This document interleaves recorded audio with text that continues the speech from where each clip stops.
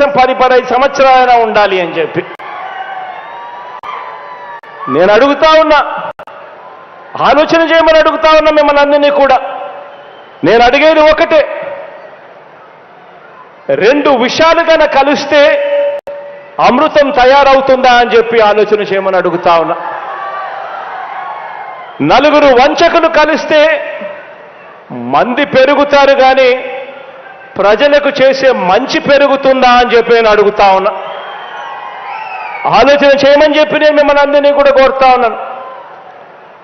ఒకరేమో పిల్లనిచ్చిన మామ, ఒకరైతే పిల్లనిచ్చిన మామ,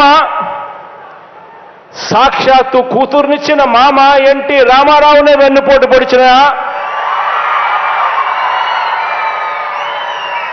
క్యారెక్టర్ ఒకరిది.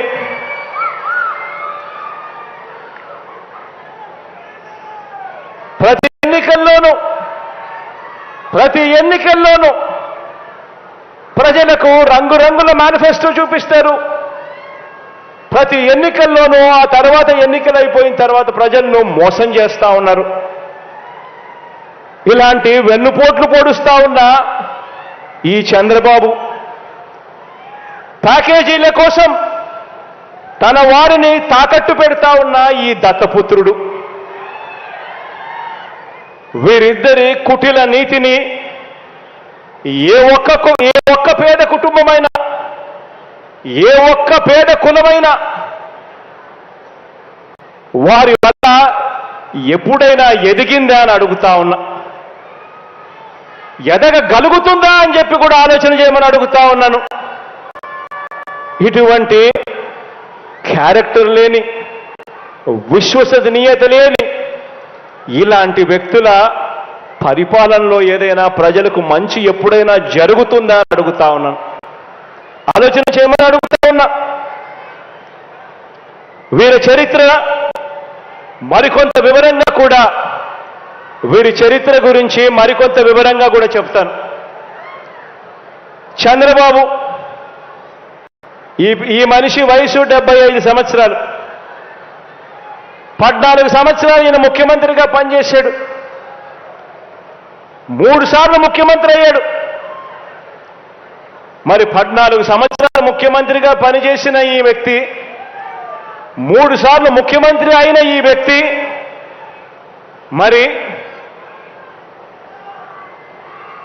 కేవలం 4.5 సంవత్సరాలు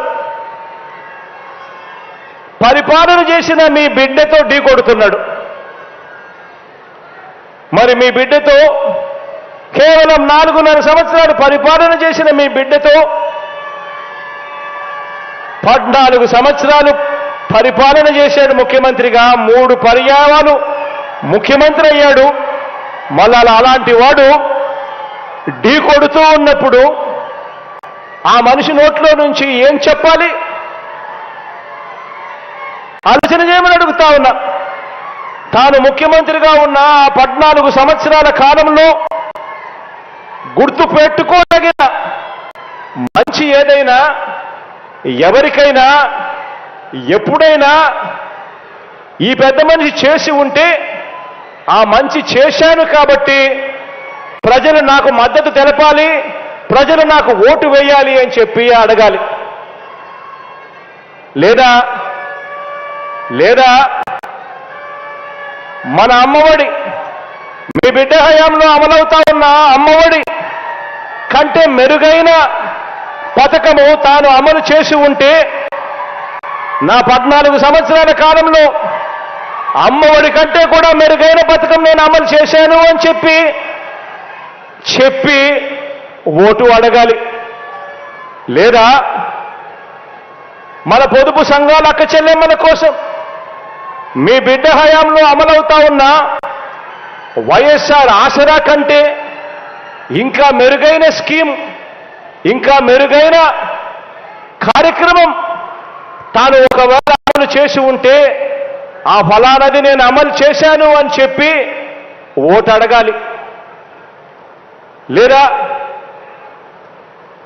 మీ బిడ్డ హయాంలో వైఎస్ఆర్ చేయూత కంటే ఇంకా మెరుగైన స్కీమ్ ఏదైనా తాను చేసి ఉంటే ఆ ఫలానిది నేను చేశాను అని చెప్పి ఓటు అడగాలి.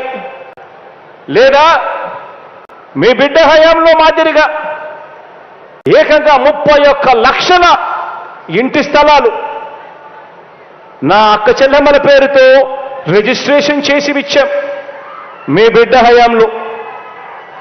అందులో కడతా ఉన్న ఇల్లు అక్షరాల మరో 22 లక్షల ఇల్లులు కడతా ఉన్నాం.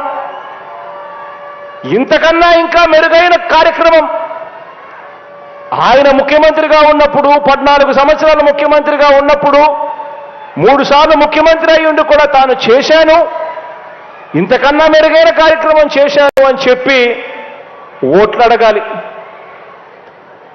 లేదా మీ బిడ్డ హయాంలో ఇవాళ అమలవుతా ఉన్న డీబీటీ కార్యక్రమం నేరుగా మీ బిడ్డ బటన్ నొక్కుతా ఉన్నాడు. నేరుగా 2,45,000 కోట్ల రూపాయలు నేరుగా నా అక్క చెల్లెమ్మల బ్యాంకు ఖాతాల్లోకి పోతా ఉంది. ఎక్కడ లంచాలు లేవు, ఎక్కడ వివక్ష లేదు. నేరుగా నీ బిడ్డ బటన్ నొక్కుతా ఉన్నాడు. అక్క చెల్లెమ్మల కుటుంబాల బ్యాంకు ఖాతాల్లోకి ఏకంగా 2,45,000 కోట్ల రూపాయలు పంపించాం ఈ 55 నెలల కాలంలో. ఇలా తాను కూడా 14 సంవత్సరాలు ముఖ్యమంత్రిగా ఉంటూ తాను ఎన్ని బటన్లు నొక్కి ఎన్ని